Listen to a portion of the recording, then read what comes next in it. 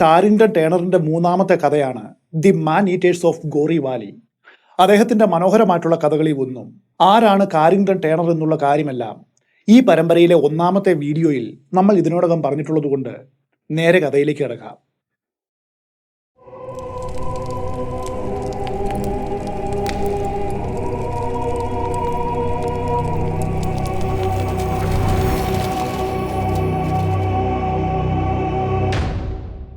ഒരു ഓഫീസ് എന്ന നിലയിൽ സ്മഗ്ലേഴ്സ് റോക്കിന് നിരവധി സവിശേഷ ഗുണങ്ങളും അതോടൊപ്പം പോരായ്മകളും ഉണ്ടായിരുന്നു. അതിൽ ഏറ്റവും മനോഹരമായത് താഴെയുള്ള തടാകത്തിൽ സൂര്യൻ ചുംബനം അർപ്പിക്കുമ്പോൾ ജലോപരിതലത്തിലൂടെ മത്സരിച്ചോടുന്ന യാട്ടുകൾ ഭീമാകാരമായിട്ടുള്ള ചിത്രശലഭങ്ങളെ പോലെ കാണപ്പെടുന്ന കാഴ്ചയായിരുന്നു. യാട്ടുകളുടെ മനോഹരമായ യാത്രയുടെ കാഴ്ചകൾ എൻ്റെ ആ ദിവസത്തെ ഊർജ്ജസ്വലമാക്കി. മഴക്കാലത്ത് മറ്റു സ്ഥലങ്ങളിലേക്ക് ടൂറിങ്ങിന് പോകുവാൻ കഴിയാതെ വരുമ്പോൾ അവിടെ ജോലി ചെയ്യുന്ന സമയത്ത് എന്നെ ഈ കാഴ്ച ആനന്ദിപ്പിച്ചിരുന്നു. സത്യത്തിൽ നൈനിതാൽ ജില്ലാ വനങ്ങളുടെ ചുമതലയുള്ള ഡിവിഷണൽ ഫോറസ്റ്റ് ഓഫീസർ എന്ന നിലയിൽ എനിക്കിവിടെ കാര്യമായിട്ടുള്ള മറ്റ് ജോലികളില്ലായിരുന്നു. അതുകൊണ്ടാകണം സെപ്റ്റംബർ മാസത്തിന്റെ തുടക്കത്തിൽ ഞാൻ വല്ലാതെ അസ്വസ്ഥനായി. വനപാതകളിലൂടെ കാലുകൾ നീട്ടിവെച്ച് നടക്കുവാനായിട്ട് ഞാൻ കൊതിച്ചു. എൻ്റെ ഈ നൈരാശ്യജനകമായ മാനസികാവസ്ഥയിലാണ് അതുണ്ടായത്. ഈസ്റ്റ് അൽമോറ ഡിവിഷന്റെ ചുമതലയുള്ള എൻ്റെ ഒരു സഹപ്രവർത്തകന് ഗുരുതരമായിട്ടുള്ള ഒരു അസുഖമുണ്ടായി. അതുകൊണ്ട് അദ്ദേഹത്തിന് പകരം ജോലി എടുക്കുവാനായിട്ട് എന്നെ ഉടനടി അവിടേക്ക് ട്രാൻസ്ഫർ ചെയ്യുകയാണ് എന്ന വാർത്ത എന്നെ തേടിയെത്തി. ഞാനത് സന്തോഷത്തോടെ സ്വാഗതം ചെയ്തു. അല്ലെങ്കിൽ ഞാൻ മനുഷ്യനേക്കാളും നികൃഷ്ടനായിരിക്കണം. 100 കണക്കിന് ചതുരശ്ര മൈലുകളോളമുള്ള സമ്പന്നമായിട്ടുള്ള ഈ വനങ്ങൾ ഹിമാലയൻ മലഞ്ചെരിവുകളിലൂടെ വ്യാപിച്ചു കിടക്കുന്നതാണ്. ഈ വനദേശത്തിന്റെ ഏറ്റവും താഴ്ന്ന പരിധി തന്നെ സമുദ്രനിരപ്പിൽ നിന്നും 2000 അടി ഉയരത്തിലാണ്. ഓഫീസ് ടേബിളിന് മുകളിൽ ഭൂപടങ്ങൾ വിരിച്ചുകൊണ്ട് എൻ്റെ ചീഫ് എനിക്ക് ചെയ്യേണ്ട ജോലിയുടെ രൂപരേഖ ആവേശത്തോടെ പറഞ്ഞു തന്നു. ചില സമയങ്ങളിൽ അദ്ദേഹത്തിന്റെ മുഖത്തുവരെ ഒരു അസൂയ ഉണ്ടോ എന്നുവരെ എനിക്ക് തോന്നിയിരുന്നു. എൻ്റെ ജോലി ഇതാണ്: ഈ വനങ്ങളിൽ നിന്നും അടിയന്തരമായിട്ട് സൈന്യത്തിന് ആവശ്യമുള്ള മരങ്ങളെല്ലാം കഴിയുന്നിടത്തോളം വേഗം വെട്ടിയെടുത്ത് ബോംബെയിലേക്ക് അയക്കുക. മിഡിൽ ഈസ്റ്റ് വഴി പോകുന്ന എക്കാലത്തെയും ദൈർഘ്യമേറിയ റെയിൽവേ ലൈനുകൾക്ക് വേണ്ടിയുള്ള സ്ലീപ്പറുകളായിട്ട് ആ വൃക്ഷങ്ങൾ മാറും. ഞാൻ ചൂഷണം ചെയ്യപ്പെടേണ്ട വനങ്ങളിൽ എത്തപ്പെടണമെങ്കിൽ പ്രധാന നിരത്തിൽ നിന്നും 70 മൈൽ ഉള്ളിലേക്ക് പോകണം. അതാകട്ടെ വാഹനങ്ങൾക്ക് കടന്നു പോകുവാൻ കഴിയാത്ത കുതിരപാതയാണ്. അതുമല്ല, വനത്തിലാകെ ഈ വഴികൾ ചിലന്തി വലകൾ പോലെ ചിതറിക്കിടക്കുന്നു. ഒരു ചുമതല ഏറ്റാൽ ഞാൻ ഏത് വിധേനയും ലക്ഷ്യത്തിലെത്തുന്ന പരിചയസമ്പന്നനായിട്ടുള്ള വ്യക്തിയാണെങ്കിലും ഇപ്പോൾ കിട്ടിയ ഈ ജോലി ചെയ്തു തീർക്കുവാനായിട്ട് വളരെ വിദഗ്ധമായിട്ട് പ്രവർത്തിക്കേണ്ടതുണ്ട്. നല്ല സംഘടനാ ശക്തിയും കുറച്ച് ക്ഷമയും ഇതിനു വേണ്ടി വരുമെന്ന് എനിക്ക് മനസ്സിലായി. സ്മഗ്ലേഴ്സ് റോക്കിൽ നിന്നും അൽമോറയിലെ എൻ്റെ പുതിയ ആസ്ഥാനത്തേക്കുള്ള 36 മൈൽ എത്തുവാനായിട്ട് എൻ്റെ ചുമട്ടു തൊഴിലാളികൾക്ക് 3 ദിവസം വേണ്ടി വന്നു. ഗവൺമെന്റിന് ഞങ്ങൾക്ക് തരുവാനുള്ള വേതനം തന്നു തീർക്കുന്നതിന് കുടിശ്ശിക വരുമെന്നറിയാമെങ്കിലും ഞങ്ങളത് കാര്യമാക്കിയില്ല. അതിൻ്റെ കാരണം കടലാസ് ജോലികൾ പൂർത്തിയാക്കാതെയാണ് രോഗബാധിതനായ എൻ്റെ മുൻഗാമി പോയത്. എന്നെ ഏറ്റവും അധികം ആകർഷിച്ച ഈ രാജ്യത്തിലൂടെ 7 ദിവസം, അതും 10ഓളം സ്ഥലങ്ങളിൽ ക്യാമ്പ് ചെയ്ത് ഞാനും എൻ്റെ ക്യാമ്പ് സ്റ്റാഫുകളും പോർട്ടബിൾ ക്യാമ്പ് ഓഫീസുമായിട്ട് യാത്ര ചെയ്തു. എൻ്റെ പ്രവർത്തന പ്രദേശത്തിന്റെ കേന്ദ്രമായി ഞാൻ തെരഞ്ഞെടുത്ത അസ്കോട്ടിലേക്കുള്ള ദുർഘടമായ പാതയിലൂടെയാണ് ഞങ്ങളിപ്പോൾ കടന്നുപോയത്. എൻ്റെ അധികാരികളാകട്ടെ എനിക്കൊന്ന് വിശ്രമിക്കുവാനുള്ള അവസരം പോലും നൽകിയില്ല. അസ്കോട്ടിലെത്തിയ ആദ്യ വൈകുന്നേരം ക്യാമ്പിൽ വിളക്കുകൾ തെളിഞ്ഞതും 5 ഉദ്യോഗസ്ഥന്മാരെ ഞാൻ വെട്ടേണ്ട മരങ്ങൾ അടയാളപ്പെടുത്തുവാനുള്ള ചുമതല ഏൽപ്പിച്ചു. ഇതൊരു പ്രധാനപ്പെട്ട ജോലിയാണ്. അതുകൊണ്ട് പരിചയസമ്പന്നരായിട്ടുള്ള കോൺട്രാക്ടർമാരുടെ ഏജൻസികൾ മുഖേന ഇത് പൂർത്തിയാക്കുവാനാണ് ഞാൻ വിചാരിച്ചത്. ഇതിനോടകം എൻ്റെ പദ്ധതികളെക്കുറിച്ചും ആവശ്യങ്ങളെക്കുറിച്ചും ഞാൻ അവർക്ക് മുൻകൂർ അറിയിപ്പ് നൽകിയിരുന്നു. ഈ കോൺട്രാക്ടർമാരുടെ കൂട്ടത്തിൽ അടുത്ത ദിവസം അതിരാവിലെ ആദ്യമായിട്ട് എൻ്റെ മുൻപിൽ പ്രത്യക്ഷപ്പെട്ടത് അസ്കോട്ടിലെ ബഹുമാന്യനായിട്ടുള്ള രാജ്വാർ എന്ന വ്യക്തിയായിരുന്നു. മാന്യമായിട്ടുള്ളൊരു സന്ദർശനം. പക്ഷേ അദ്ദേഹം കോൺട്രാക്ട് ഏറ്റെടുക്കുവാൻ വരുമെന്ന് ഞങ്ങൾ ആരും പ്രതീക്ഷിച്ചതല്ല. ഈ പ്രായമായിട്ടുള്ള മാന്യൻ അനേകം ആൺമക്കളുടെ പിതാവായിരുന്നു. അവരെല്ലാവരും സത്യസന്ധരും അധ്വാനശീലരും തടികൾ കൈകാര്യം ചെയ്യുന്നത് വിദഗ്ധരുമായിരുന്നു. ഞാൻ എൻ്റെ ആശംസകൾ അറിയിക്കുകയും അവരെ കണ്ടുമുട്ടിയതിൽ സന്തോഷിക്കുന്നുവെന്നും പറഞ്ഞു. ഇന്ന് തന്നെ ഉച്ച കഴിഞ്ഞ് രാജ്വാർ അവരോട് ജോലി ചെയ്യുവാനായിട്ട് പറഞ്ഞു കൊള്ളാമെന്ന് എന്നോട് പറഞ്ഞു. വലിയൊരു കരാറായതുകൊണ്ട് അതിനുവേണ്ട മൊത്തം തുകയുടെ സാമാന്യം വലിയൊരു ഭാഗം മുൻകൂറായിട്ട് നൽകണമെന്നും അദ്ദേഹം കൂട്ടിച്ചേർത്തു. ഈ സമയത്ത് അദ്ദേഹത്തിന്റെ പുത്രന്മാരിൽ പലരും നിരവധി ഉപ ഏജന്റുമാർ, സഹായികൾ, ജോലിക്കാർ എന്നിവരോടൊപ്പം അവിടെ പ്രത്യക്ഷപ്പെട്ടു. ഇവരിൽ ഏതാണ് രാജ്വാറിന്റെ സന്തതികൾ എന്ന് എനിക്കറിയില്ല. അവരിൽ നിന്നും ചില ചോദ്യ പരിശോധനയ്ക്ക് ശേഷം ബിക്രം, മന്ദാത എന്നീ 2 പേർ മികച്ച കരാറുകാരാണെന്ന് ഞാൻ കണ്ടെത്തി. ഞാൻ അവരെ അംഗീകരിച്ചു. ബിക്രം കൂലി കൈകാര്യം ചെയ്യുന്നതിൽ തികഞ്ഞ സ്വേച്ഛാധിപതിയും ഊർജ്ജസ്വലനും ബുദ്ധിമാനുമായിരുന്നു. മന്ദാതയാകട്ടെ തൻ്റെ തൊഴിലാളികളോട് ശ്രദ്ധാപൂർവ്വം പെരുമാറുകയും അങ്ങനെ അവരുടെ ബഹുമാനം നേടിയെടുത്ത് അവരെ കൊണ്ട് മികച്ച രീതിയിൽ ജോലി എടുപ്പിക്കുവാനായിട്ട് ബഹുമിടുക്കനുമായിരുന്നു. ഇവർ മാത്രമല്ല, നിരവധി അപേക്ഷകർ വേറെയും ഉണ്ടായിരുന്നു. അവരിൽ നിന്നും തിരഞ്ഞെടുത്തവരുടെ പേരുകൾ പുസ്തകങ്ങളിൽ രേഖപ്പെടുത്തി. അപ്പോഴും എൻ്റെ ജോലി പൂർത്തിയായിരുന്നില്ല. വേതന നിരക്കുകളും കരാർ വ്യവസ്ഥകളും സംബന്ധിച്ച വാദപ്രതിവാദങ്ങൾ രാത്രി ഏറെ വരെ നീണ്ടു. ഇത് ഇങ്ങനെ തന്നെ അവസാനിക്കൂ എന്ന് ഇരുപക്ഷത്തിനും അറിയാം. അതുകൊണ്ട് ഈ ചർച്ച ഇരു കൂട്ടരെയും മടിപ്പിച്ചില്ല. എൻ്റെ ചുറ്റുമുള്ള വനദേശത്തിന്റെ ഗാംഭീര്യവും തണുത്ത മലഞ്ചെരുവിൽ കാണപ്പെടുന്ന ഇരുണ്ട കാടുകളും നുരഞ്ഞൊഴുകുന്ന നദികളും ഇരുണ്ട ആകാശവും സാക്ഷിയാക്കി ശക്തമായിട്ട് ഞാൻ വാദിച്ചു. അവരുടെ ആവശ്യങ്ങൾ അവഗണിച്ചു, നിരസിച്ചു. ഒടുവിൽ അനേകായിരം കൊണ്ട് ഗുണിക്കാവുന്ന വലിയൊരു കൂലി നിരക്കിലാണെങ്കിൽ കോൺട്രാക്ട് നൽകാമെന്ന് കട്ടായം പറഞ്ഞു. ഒടുവിൽ ഞാൻ പറഞ്ഞ തുകയ്ക്ക് അഡ്വാൻസ് വാങ്ങി കോൺട്രാക്ട് കരാറിൽ അവരെ കൊണ്ട് ഒപ്പും വെപ്പിച്ചു. ഇതോടെ ഏതാണ്ട് എൻ്റെ പേന കൊണ്ട് തീർക്കേണ്ട ജോലികൾ ഏകദേശം പൂർത്തിയായതായിട്ട് എനിക്ക് തോന്നി. അങ്ങനെ ഊർജ്ജസ്വലരായിട്ടുള്ള ജോലിക്കാരെ വിളിച്ചുകൂട്ടി വൻതോതിൽ ഭക്ഷണ സാധനങ്ങൾ എടുപ്പിക്കുവാനായിട്ട് ഡിപ്പോകളിലേക്ക് അയച്ചു. വലിയൊരു കൂട്ടം തൊഴിലാളികളാണ് ജോലിയെടുക്കുന്നത്. റേഷൻ അടിസ്ഥാനത്തിൽ അവർക്ക് ആഹാരം വിതരണം ചെയ്യേണ്ടതുണ്ട്. അങ്ങനെ വളരെ ചുരുങ്ങിയ സമയത്തിന്റെ ഉള്ളിൽ അസ്കോട്ടിലെ പൈൻ വനങ്ങൾ അനേകം ആൾക്കാർ കഠിനാധ്വാനം ചെയ്യുന്ന ഒരു സ്ഥലമായിട്ട് മാറി. ഇതിന്റെ ഏക ലക്ഷ്യം ലോകമഹായുദ്ധത്തിന്റെ വിജയത്തിന് സംഭാവന നൽകുക എന്നതായിരുന്നു. ഇത്തരം സാഹചര്യത്തിൽ ഒരു തൊഴിലാളി വേഗത്തിൽ ജോലിയെടുക്കുന്നത് കാണുന്നത് സന്തോഷകരമാണ്. അതുപോലെ ഒരു ഉദ്യോഗസ്ഥൻ വളരെ വേഗത്തിൽ തന്റെ ജോലി പൂർത്തിയാക്കുന്നതും അഭിനന്ദനാർഹമാണ്. എന്റെ ചീഫിൽ നിന്നും ഒരു അഭിനന്ദന കത്ത് എനിക്ക് ലഭിച്ചു. അസ്കോട്ടിന് കിഴക്കായിട്ട് ഏകദേശം 1 മൈൽ താഴെയായി ഗോറി നദിയിലെ കലങ്ങിയ ജലം കാളി നദിയിലെ ജലവുമായിട്ട് ലയിച്ചിരുന്നു. ഈ നദി ഇന്ത്യക്കും നേപ്പാളിനും ഇടയിലുള്ള അതിർത്തി എന്നോണം ഒഴുകുന്നു. ഒരിക്കലും നിലയ്ക്കാത്ത ഹിമാനിയിൽ നിന്നുമാണ് ഗോറി നദിയുടെ ഉത്ഭവം. വളരെ കുത്തനെ അമ്പരപ്പിക്കുന്ന വേഗതയിലാണ് അത് പ്രവഹിക്കുന്നത്. വൈകാതെ മരംമുറിയും മറ്റ് പ്രവർത്തനങ്ങളും വിദൂരത്തുള്ള താഴ്വരയിലേക്ക് കൂടി ഞാൻ വ്യാപിപ്പിച്ചു. ഗുഹകളിൽ താമസിക്കുന്ന യഥാർത്ഥ കാട്ടു മനുഷ്യരെ അവിടെ വെച്ചാണ് ഞാൻ ആദ്യമായിട്ട് കാണുന്നത്. അവർ വളരെ മെലിഞ്ഞവരും ലജ്ജാശീലരുമായിരുന്നു. ഒരു വന്യമൃഗത്തിന്റെ വേഗത്തിൽ നിശബ്ദമായിട്ടാണ് അവരുടെ നീക്കങ്ങൾ. ഒരു തവണ വെറുതെ ഞാൻ അവരെ പരിചയപ്പെടുവാനായിട്ട് ഒരു ശ്രമം നടത്തി. അതൊരു വിഫലമായിട്ടുള്ള ശ്രമമായിരുന്നു. അവരെ സംബന്ധിച്ച് ഞാൻ അവർക്ക് ഒന്നുമല്ലായിരുന്നു. ഒരു കുതിരപാതയിലൂടെ നടക്കുമ്പോഴായിരുന്നു അതുണ്ടായത്. ഞാൻ പെട്ടെന്ന് അവരിൽ ഒരാളുമായിട്ട് മുഖാമുഖം വന്നു. അവനെ അനുഗമിക്കുവാനായിട്ട് ഞാൻ തിരിഞ്ഞു. നല്ല വേഗത്തിൽ നടക്കുന്നയാളാണെന്ന് ഞാൻ അത്രയും കാലം വരെ സ്വയം അഭിമാനിച്ചിരുന്നു. എന്നാൽ സ്പിൻഡിൽ പോലെയുള്ള കാലുകൾ കൊണ്ട് അവൻ വളരെ വേഗം എന്നെ മറികടന്നു. നിശബ്ദമായിട്ട് അവൻ വനത്തിന്റെ സുരക്ഷയിലേക്ക് മറഞ്ഞു. എനിക്ക് കൗതുകം തോന്നി. ഗോറിയിലെ താഴ്വര നിബിഡമായ മരങ്ങൾ നിറഞ്ഞതായിരുന്നു. മലഞ്ചെരിവുകളിൽ ഭൂരിഭാഗവും പൈൻ മരങ്ങൾ കൊണ്ട് മൂടിയിരുന്നു. പക്ഷെ പല സ്ഥലങ്ങളിലും വലിയ ഇലകളുള്ള വേറെയും അനേകം തരം മരങ്ങളുണ്ട്. അതിന്റെ അടിയിൽ ഏതാണ്ട് അഭേദ്യമായ വിധം ഇടതിങ്ങിയ അടിക്കാടുകളും പ്രധാനമായിട്ടും തടിച്ച ശാഖകളുള്ള കുറ്റിച്ചെടികളായിരുന്നു അവ. ഈ അടിക്കാടുകൾക്ക് 3 അടി മുതൽ 4 അടി വരെ ഉയരമുണ്ട്. അതുകൊണ്ട് ഒരുവിധം എല്ലാ മൃഗങ്ങൾക്കും അനുയോജ്യമായിട്ടുള്ള മറവും കിട്ടിയിരുന്നു. അങ്ങനെ എൻ്റെ നിർദ്ദേശങ്ങൾക്ക് അനുസൃതമായിട്ട് പ്രവർത്തനം നടക്കുന്നുണ്ടോ എന്നറിയുവാൻ ഗോറി താഴ്വരയിലേക്ക് ഞാൻ പോകേണ്ട ദിവസം വന്നെത്തി. 2 നദികളുടെ സംഗമ സ്ഥാനത്തിലൂടെയാണ് ഈ കുതിരപാത കടന്നു പോകുന്നത്. ഇവിടെ വെച്ച് കയ്യിൽ ഭൂപടവുമായിട്ട് കുറച്ചു നേരം ഞാൻ നിന്നു. ചുറ്റുപാടുമുള്ള പ്രദേശങ്ങളെക്കുറിച്ച് നന്നായിട്ട് വായിച്ചു മനസ്സിലാക്കി. പ്രകൃതി ദൃശ്യങ്ങളും വെള്ളത്തിന്റെ വിവിധ വർണ്ണങ്ങളിലുള്ള ലയനങ്ങളും ആസ്വദിച്ചു. ഇവിടെ നിന്നുകൊണ്ട് മുകളിലേക്ക് നോക്കിയാൽ സമുദ്രനിരപ്പിൽ നിന്നും 13,000 അടി ഉയരമുള്ള ചിപ്ലാക്കോട്ടിന്റെ ഉയർന്നതും കൂർത്തതുമായിട്ടുള്ള കൊടുമുടിയുടെ മുഴുവൻ ദൃശ്യവും കാണുവാൻ കഴിയും. അതിന്റെ ഏറ്റവും മുകൾ ഭാഗത്ത് ടെഹർ വസിക്കുന്ന പ്രദേശമായിരുന്നു. കാൽനട യാത്ര തീർത്തും അസാധ്യമെന്ന് തോന്നുന്ന കുത്തനെയുള്ള ചെരുവുകളിലൂടെ സഞ്ചരിക്കുവാൻ അതിശയകരമായിട്ടുള്ള കഴിവുള്ള ഒരു പർവ്വത ആടാണ് ടെഹർ. ഈ പ്രദേശത്ത് വെച്ചാണ് ഞാൻ അവയെ ആദ്യമായിട്ട് കാണുന്നത്. നദികളുടെ സംഗമ സ്ഥാനത്തിനടുത്തായിട്ട് ഒരു പരന്ന മൈതാനം ഉണ്ടായിരുന്നു. അതിൽ വർഷം തോറും ഒരു മേള നടക്കാറുണ്ട്. അവിടെ വെച്ച് ധാരാളം വിൽക്കലുകളും വാങ്ങലുകളും നടക്കും. ബിസിനസിന്റെ പകുതിയോളം പണത്തിന്റെ അടിസ്ഥാനത്തിലാണ് നടത്താറ്. ബാക്കി പകുതി നടക്കുന്നത് ബാർട്ടർ സമ്പ്രദായത്തിലാണ്. അതായത് ചക്ക കൊടുത്ത് മാങ്ങ മേടിക്കുക, മാങ്ങ കൊടുത്ത് പേരയ്ക്ക മേടിക്കുക. അങ്ങനെ വസ്തുക്കൾ തമ്മിൽ കൈമാറ്റം ചെയ്യുന്നതിനെയാണ് ബാർട്ടർ സമ്പ്രദായം എന്ന് പറയുന്നത്. കാളി നദിക്ക് കുറുകെയാണ് നേപ്പാൾ. നദിയുടെ ഗതിയിലൂടെ കുറച്ച് മൈലുകൾ കൂടി മുൻപോട്ട് പോയാൽ ഇന്ത്യയുടെ ഒരു ഔട്ട് പോസ്റ്റ് ആയിട്ടുള്ള ധാർചുല കടന്നു വരും. അതിന്റെ അപ്പുറം പോയാൽ ടിബറ്റ് കാണപ്പെടും. വഴി യാത്രക്കാരിൽ ഭൂരിഭാഗവും വ്യാപാരികളായിരുന്നു. 100 കണക്കിന് ചെമ്മരിയാടുകളുടെയും കോലാളുകളുടെയും പിറകിൽ തങ്ങളുടെ സാധനങ്ങളുമായിട്ട് അവർ വളരെയേറെ ദൂരം സഞ്ചരിക്കും. ഭാരവും വഹിച്ചുകൊണ്ടുള്ള ഈ ചെറിയ മൃഗങ്ങളുടെ ദൈനംദിന മാർച്ച് ഒരിക്കലും 6 മൈലിൽ കൂടാറില്ല. സാധാരണയായിട്ട് ഈ യാത്ര പുലർച്ചെ 4 മണിക്ക് ആരംഭിച്ച് സൂര്യാസ്തമയത്തോടെ അവസാനിക്കും. ബിസിനസ് ഇടപാടുകളിൽ സമാനതകളില്ലാത്ത കൗശലക്കാരാണ് ഈ ആളുകൾ. അവർ ശൈത്യകാലത്ത് ഇന്ത്യയിലെ താഴ്ന്ന പ്രദേശങ്ങളിലേക്ക് ഇറങ്ങി വരും. അവിടെ വെച്ച് വൻതോതിൽ ബാർട്ടർ സമ്പ്രദായത്തിൽ സാധനങ്ങൾ വാങ്ങി വേനൽക്കാലത്ത് മധ്യേഷ്യൻ പീഠഭൂമിയിലേക്ക് തിരികെ എത്തും. അവർ സഞ്ചരിക്കുന്ന വഴികളുടെ കാഠിന്യം കണക്കിലെടുത്ത് രൂപകൽപ്പന ചെയ്തതാണ് അവരുടെ വസ്ത്രധാരണ രീതി. ഇത് കാണുന്ന ഒരാൾക്ക് അവരുടെ സമ്പത്തിനെക്കുറിച്ച് തെറ്റായ ധാരണ തോന്നും.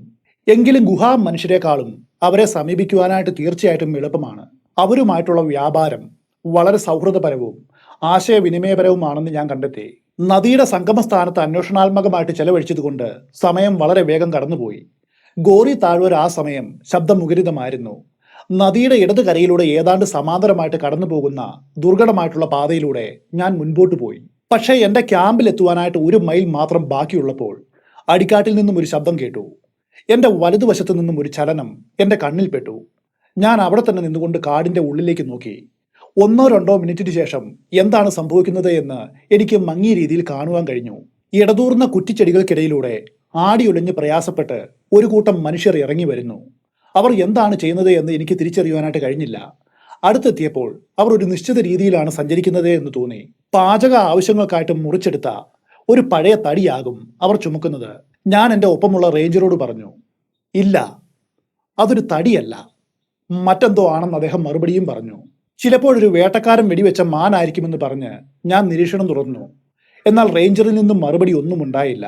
എന്നാൽ അവരുടെ കൂട്ടത്തിൽ ഒരു വേട്ടക്കാരനോ തോക്കോ ഉള്ള യാതൊരു ലക്ഷണവും കണ്ടില്ല. അവർ ചുമക്കുന്ന മൃഗം എന്തായിരിക്കുമെന്നോർത്ത് ഞാൻ ആശ്ചര്യപ്പെട്ടു. പുരുഷന്മാർ അടുത്തേക്ക് വരും വരെ ഞാൻ അവിടെ കാത്തിരുന്നു. ഒരു കൈകൊണ്ട് കുറ്റിക്കാടുകളുടെ തണ്ടുകൾ തള്ളി മാറ്റി മറു കൈകൊണ്ട് ഭാരവും താങ്ങി വളരെ പതുക്കെ പതുക്കെ അവർ താഴേക്ക് ഇറങ്ങി വരികയാണ്. അവർ എന്നിൽ നിന്നും ഏതാനും ചുവടുകൾ അകലെ എത്തിയപ്പോൾ അവർ വഹിക്കുന്നത് എന്താണെന്ന് എനിക്ക് വ്യക്തമായിട്ട് കാണുവാൻ കഴിഞ്ഞു. അതൊരു മരിച്ച സ്ത്രീയായിരുന്നു. അവളെയും ചുമന്നുകൊണ്ട് 6 പുരുഷന്മാർ എൻ്റെ അരികിലേക്ക് വന്നു. അപ്പോൾ അവളുടെ നീളമുള്ള കട്ടിയുള്ള കാക്കക്കറുപ്പുള്ള മുടി അവളുടെ തല ചാഞ്ഞിരിക്കുന്ന ആളുടെ തോളിൽ തൂങ്ങിക്കിടക്കുന്നത് ഞാൻ കണ്ടു. കുതിരപ്പാതയ്ക്കും നദിയുടെ ഇടത് കരയ്ക്കും ഇടയിൽ സ്ഥിതി ചെയ്യുന്ന ഗ്രാമത്തിലേക്ക് അവളെ കൊണ്ടുപോകുവാൻ ഉദ്ദേശിച്ചാണ് അവർ വരുന്നത്. അവർ എന്നെയും മറികടന്നു പോകുവാനാണ് ഭാവം. എങ്കിലും അവരോട് ഒന്ന് നിൽക്കുവാനായിട്ട് ആവശ്യപ്പെടണമെന്ന് എനിക്കൊരു പ്രേരണ തോന്നി. ഈ ദുരന്തത്തെക്കുറിച്ച് കൂടുതൽ അറിയുവാനായിട്ട് ഞാൻ ആഗ്രഹിച്ചു. വളരെ ബഹുമാനത്തോടെ അവർ ആ ശരീരം താഴ്ത്തി എൻ്റെ മുൻപിൽ വെച്ചു. അവൾക്ക് ഏകദേശം 28 വയസ്സുണ്ടായിരുന്നു. എല്ലാ മലയോര സ്ത്രീകളെയും പോലെ നല്ല മിനുക്കമുള്ള ചർമ്മമുള്ള സുന്ദരി. അവളുടെ ശാരീരിക സവിശേഷതകൾ ശ്രദ്ധേയമായിരുന്നു. അരയ്ക്ക് മുകളിലേക്ക് അവൾ നഗ്നയായിരുന്നു. അവളുടെ ശരീരത്തിലുള്ളത് തവിട്ട് വരെയുള്ള ഒരു പാവാടയും കഴുത്തിൽ പല നിറങ്ങളിലുള്ള മുത്തുകൾ കൊണ്ട് നെയ്ത വെള്ളിമാലയുമാണ്. അതുവരെയും തകർന്നു പോകാത്ത കൈത്തണ്ടയിൽ നിറച്ചു വെള്ളി വളകളും കാണപ്പെട്ടു. അവൾക്ക് എന്താണ് സംഭവിച്ചത് എന്ന് എനിക്ക് ചോദിക്കേണ്ട ആവശ്യമില്ല. ഒരു കാടൻ കൊലയാളിയുടെ പണിയാണിത്. പുരുഷന്മാർ ആക്രോശിച്ചുകൊണ്ട് ആട്ടി ഓടിക്കപ്പെടും മുൻപ് ആ നരഭോജി അവളെ ആഹരിക്കുവാനായിട്ട് തുടങ്ങിയിരുന്നു. അവളുടെ ഇടതു മാറിടം അത് തിന്നിരുന്നു. അവിടെ നിന്നും ധാരാളം രക്തം ഒഴുകിയതായിട്ട് കാണാം. മൃഗം ആഹരിച്ച മറ്റൊരു ഭാഗം ഇടതു തുടയാണ്. അതിൽ നിന്നും ഒരു വലിയ കഷ്ണം മാംസം അത് കടിച്ചു കീറി എടുത്തിരുന്നു. കാൽ മുഴുവനും ഭയാനകമായിട്ട് പിളർന്നു പോയിരുന്നു. നരഭോജി അവളുടെ കഴുത്ത് അടിച്ച് തകർത്തിരുന്നു. അവളെ എവിടെ വെച്ചാണ് മൃഗം ആക്രമിച്ചത് എന്ന് ഞാൻ അവരോട് ചോദിച്ചു. ഞങ്ങൾ വന്നുകൊണ്ടിരുന്ന കുതിരപാതയിൽ തന്നെ എന്നിൽ നിന്നും 10 വാരയിൽ കൂടുതൽ മുൻപിലല്ലാതെ ഒഴുകുന്ന ഒരു അരുവി ചൂണ്ടിക്കാണിച്ചുകൊണ്ട് അവിടെ വെച്ചാണെന്ന് അവരിൽ ഒരാൾ പറഞ്ഞു. അങ്ങനെയെങ്കിൽ അത് വളരെ ധൈര്യവും വിശപ്പുമുള്ള ഒരു കടുവയായിരിക്കുമെന്ന് ഞാൻ മനസ്സിൽ ചിന്തിച്ചു. അയാൾ വിവരണങ്ങൾ തുടർന്നു. അവളെ ഇത് പിടികൂടുമ്പോൾ അവൾ അരുവിയിൽ കുളിക്കുകയും വസ്ത്രങ്ങൾ കഴുകുകയും ചെയ്യുകയായിരുന്നു. ഞങ്ങൾ നദിക്കരയിലെ വയലിൽ ഉഴുതുമറിച്ചുകൊണ്ടിരുന്നപ്പോഴാണ് നിലവിളി കേട്ടത്. ഞങ്ങൾ അവളുടെ സഹായത്തിനായിട്ട് ഓടിയെത്തി. പക്ഷെ വളരെ വൈകിപ്പോയിരുന്നു. കടുവ ഇതിനോടകം അവളെ വലിച്ചഴിച്ച് അടിക്കാടിലൂടെ വളരെ ദൂരം മുകളിലേക്ക് പോയിരുന്നു. ഞങ്ങൾ അവളെ അന്വേഷിക്കുവാനായിട്ട് ഒരു 6 അംഗ സംഘം ഉണ്ടാക്കി. വലിയ ശബ്ദവും ഉണ്ടാക്കിക്കൊണ്ട് കടുവ അവളെ കൊണ്ടുപോയ വഴിയിൽ കുറ്റിക്കാടുകളിൽ കാണപ്പെട്ട അടയാളങ്ങളെ പിന്തുടർന്ന് അതിന്റെ പിന്നാലെ പോയി. ഞങ്ങളുടെ അലർച്ച കാരണം കടുവ അവളെ ഉപേക്ഷിച്ചു പോയി. ഇത്രയും കാര്യങ്ങൾ അയാൾ പറഞ്ഞു. അവിടെ ആ അരുവിക്കരയിൽ ആ യുവതി അലക്കിയതും അലക്കുവാനുമുള്ള വസ്ത്രങ്ങൾ അപ്പോഴും ചിതറിക്കിടക്കുന്നുണ്ടായിരുന്നു. നരഭോജിയെ അപ്പോൾ തന്നെ ഇല്ലാതാക്കുവാനായിട്ട് ഞാൻ ആഗ്രഹിച്ചു. ഞാൻ അവരോട്, യുവതിയുടെ ജഡം അവർക്ക് എവിടെ നിന്നും കിട്ടിയോ അവിടെ തന്നെ തിരിച്ചു വയ്ക്കുകയാണെങ്കിൽ ഞാൻ അവരോടൊപ്പം വരാമെന്നും കടുവ തിരികെ വരുന്നതുവരെ കാത്തിരുന്ന് അതിനെ വെടിവെക്കാമെന്നും പറഞ്ഞു. കാരണം എനിക്കറിയാം, ഒരു ചെറിയ സമയത്തിന്റെ ഉള്ളിൽ അവൻ തിരികെ വരുമെന്ന്. പേടിക്കേണ്ടതില്ല, ഇനിയും ആ സ്ത്രീയെ തൊടുവാനായിട്ട് അതിനെ ഞാൻ അനുവദിക്കില്ല എന്നും അവർക്ക് ഉറപ്പ് നൽകി. അതേ സമയത്ത് മറുവശത്ത് നിൽക്കുന്ന നിരയിലെ മൂവരുടെയും നടുവിലുള്ള മനുഷ്യൻ വിങ്ങിപ്പൊട്ടി കരയുവാൻ തുടങ്ങി. മൃതദേഹത്തിൽ കൈവച്ചുകൊണ്ട് എന്റെ നിർദ്ദേശത്തെ എതിർക്കുന്ന രീതിയിൽ അവൻ തലയാട്ടി. ആ പാവത്തിന്റെ മുഖത്ത് നോക്കി നിർബന്ധം പിടിക്കുവാനായിട്ട് കഴിയില്ല എന്ന് എനിക്കറിയാം. അതുകൊണ്ട് ഞാൻ ആ ഉദ്യമം ഉപേക്ഷിച്ചു. അവർ അവളെ ഗ്രാമത്തിലേക്ക് കൊണ്ടുപോയി. ഞാൻ എൻ്റെ ക്യാമ്പിലേക്കുള്ള യാത്രയും പുനരാരംഭിച്ചു. യാത്രയുടെ അവസാന മൈലിൽ വെച്ച് ഞാൻ കൂടെ ഉണ്ടായിരുന്ന ബീറ്റ് ഗാർഡിനോട് ഈ നരഭോജി കടുവയെക്കുറിച്ച് വിശദമായിട്ട് അന്വേഷിച്ചു. ഈ പ്രത്യേക വനപ്രദേശത്ത് എത്ര നാളായിട്ട് കടുവയുണ്ടെന്നും എത്ര ഇരകളെ അത് കൊലപ്പെടുത്തിയിട്ടുണ്ടെന്നും ചോദിച്ചു. 2 കടുവകൾ ഇവിടെ ഉണ്ടെന്നും അത് 2 നരഭോജികളാണെന്നും അയാൾ മറുപടി പറഞ്ഞു. അതിൽ ഒരു കടുവയെ ഇന്നലെ രാത്രി രാജ്വാറിന്റെ കീഴിലുള്ള വേട്ടക്കാരൻ വെടിവെച്ച് കൊലപ്പെടുത്തി. ഈ കടുവകൾ കൊന്ന ഒരു പശുവിന്റെ സമീപത്തുള്ള ഒരു മരത്തിന്റെ കവരയിൽ പോയ രാത്രിയിൽ മണിക്കൂറുകളോളം അയാൾ കാത്തിരുന്നു. അവസാനം പുലർച്ചെ 4 മണിക്ക് കടുവകൾ വന്നു. വേട്ടക്കാരൻ വെടിവെച്ച് അതിൽ ഒന്നിനെ കൊന്നുവെന്നും അയാൾ പറഞ്ഞു. ഇതിനോടകം കൊല്ലപ്പെട്ട ആളുകളുടെ എണ്ണത്തെക്കുറിച്ചുള്ള എന്റെ ചോദ്യം ഞാൻ വീണ്ടും ആവർത്തിച്ചു. ഞങ്ങൾക്ക് അതിനെക്കുറിച്ച് ഒന്നും അറിയില്ല എന്ന് ഗാർഡ് പറഞ്ഞു. എന്തായാലും ഒരു കാര്യം അറിയാം, ഈ കടുവകൾ പുതിയതായിട്ട് ഈ പ്രദേശത്തേക്ക് കടന്നു വന്നവരാണ്. പക്ഷെ അവർ ഇതിനോടകം ഈ താഴ്വരയുടെ മുകളിലേക്കും താഴേക്കും കടന്നു വന്ന് ആക്രമണം നടത്തിയിട്ടുണ്ട്. നരഭോജിയുടെ കടന്നുവരവിൽ ഇവിടെയുള്ള ജനങ്ങൾ ഭയചകിതരാണെന്നും അയാൾ കൂട്ടിച്ചേർത്തു. എന്റെ ക്യാമ്പും മറ്റു ഉപകരണങ്ങളും ജോലിക്കാർ ഇതിനോടകം എനിക്ക് മുൻപേ കൊണ്ടുപോയിരുന്നു. ഉച്ചയ്ക്ക് മുൻപ് തന്നെ സ്ത്രീയെ കൊലപ്പെടുത്തിയ അരുവിയുടെ ഭാഗം അവർ കടന്നു പോയിരുന്നു. ഉച്ച കഴിഞ്ഞാണ് ഞാൻ എത്തുന്നത്. ഇതിന്റെ ഇടയിലാണ് കടുവ അവളെ കൊന്ന് വലിച്ചിഴച്ചു കൊണ്ടുപോയത്. നരഭോജിക്ക് മതിയായിട്ടുള്ള ആഹാരം ലഭിക്കാത്തതുകൊണ്ട് അതിപ്പോൾ മുൻപത്തേക്കാൾ വിശപ്പുള്ളതായിരിക്കും. അതുകൊണ്ട് തന്നെ കൂടുതൽ ധൈര്യശാലിയുമാകും. ഇതായിരുന്നു എന്റെ വ്യക്തമായിട്ടുള്ള നിഗമനം. അവസാന മൈൽ യാത്രയിൽ വെച്ച് ഈ ചിന്തകൾ എന്നിൽ ഉടലെടുക്കുമ്പോൾ എന്റെ കണ്ണുകൾ വലതുവശത്തെ ചെരുവുകളെ ആവരണം ചെയ്തിരുന്ന നിബിഡ വനത്തിലേക്ക് നിരന്തരം പതിഞ്ഞിരുന്നു. ഈ നരഭോജിയെ പുറത്തു ചാടിച്ച് അതിനെ കൊല്ലുവാനുള്ള ഏറ്റവും നല്ല രീതിയെക്കുറിച്ചും വെടിയുതിർക്കുവാൻ പറ്റിയ സ്ഥലത്തെക്കുറിച്ചും ഞാൻ എൻ്റെ മനസ്സിൽ പതിച്ചു പരിശീലിക്കുകയായിരുന്നു. വാസ്തവത്തിൽ കൂടുതൽ കാലം അവനെ ജീവിക്കുവാനായിട്ട് അനുവദിച്ചാൽ അത് ഈ താഴ്വരയിൽ ഉടനീളം ഭയങ്കരമായിട്ടുള്ള ഒരു വിപത്ത് സൃഷ്ടിക്കുമെന്ന് ഉറപ്പാണ്. അതുകൊണ്ട് തന്നെ ആ നിമിഷം മുതൽ എൻ്റെ ചിന്തകളിൽ മുഴുവൻ നരഭോജിയായിരുന്നു. മാനുഷികമായ പരിഗണനകൾക്ക് പുറമെ അതേ വനത്തിൽ നടന്നുകൊണ്ടിരിക്കുന്ന തടിവെട്ട് പ്രവർത്തനങ്ങളെക്കുറിച്ചും എനിക്ക് ചിന്തിക്കേണ്ടതുണ്ട്. ആ നരഭോജി ഒരു തൊഴിലാളിയെ മാത്രം കൊന്നാൽ മതി, അതോടെ എല്ലാം തീരും. ബാക്കിയുള്ളവരെല്ലാം ഭയക്രാന്തരായിട്ട് ഒറ്റയടിക്ക് ജോലിയും മതിയാക്കി സ്ഥലം വിടും. അതോടെ മുഴുവൻ ജോലികളും അനിശ്ചിത കാലത്തേക്ക് നിർത്തിവെക്കേണ്ടി വരും. അവരങ്ങനെ ചെയ്യുന്നതിന് അവരെ ആർക്ക് കുറ്റപ്പെടുത്തുവാനാകും? മണിക്കൂറുകൾ കഴിയും തോറും എൻ്റെ ഉള്ളിൽ ഈ ചിന്ത ശക്തമായിട്ട് വന്നു. പതിവ് പോലെ എൻ്റെ ക്യാമ്പ് ജോലിക്കാർ സ്ഥാപിച്ചത് തികഞ്ഞ ക്രമത്തിലായിരുന്നു. ടെന്റിലെ ഓരോ ഫർണിച്ചറുകളും അതിൻ്റെ ശരിയായിട്ടുള്ള സ്ഥാനത്തായിരുന്നു. ഇപ്പോൾ സ്ഥാപിക്കുന്ന ക്യാമ്പ് മാറ്റുവാനും അത് മറ്റെവിടെയെങ്കിലും പുനഃസ്ഥാപിക്കുവാനും ഏറ്റവും കുറഞ്ഞത് 10 മാസമെങ്കിലും വേണ്ടിവരും. അതുകൊണ്ട് തന്നെ ജോലിക്കാർ വളരെ മികച്ച രീതിയിൽ തന്നെ അത് തയ്യാറാക്കിയിരുന്നു. അതോടൊപ്പം തൊട്ടടുത്ത വനത്തിൽ ഒരു നരഭോജി കടുവ ഉണ്ടെന്ന് എൻ്റെ സീനിയർ ഓർഡറിലെ കർത്തവ്യബോധത്തോടെ എന്നെ അറിയിച്ചു. അരുവിയുടെ ഭാഗത്തുണ്ടായ ദുരന്തത്തിന് ശേഷം അവൻ ആ സ്ഥലത്തുകൂടി വീണ്ടും കടന്നു പോയിരുന്നു. ഉടൻ തന്നെ വാർത്ത എമ്പാടും പരന്നു.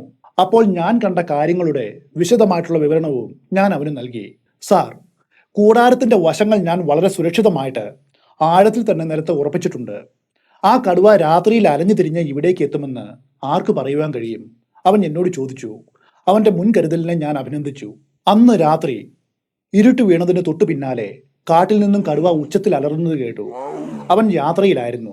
നരഭോജി സ്ത്രീയെ വേട്ടയാടിയ അരുവിയുടെ ഭാഗത്ത് കണ്ട കാൽപ്പാടുകളുടെ ആകൃതിയിൽ നിന്നും അതൊരു ആൺകടുവയാണെന്ന് ഞാൻ ഇതിനോടകം മനസ്സിലാക്കിയിരുന്നു. എൻ്റെ ടെന്റിന് മുന്നിൽ നിന്നുകൊണ്ട് ഞാൻ അവന്റെ അലർച്ചകൾ ശ്രദ്ധിച്ചു.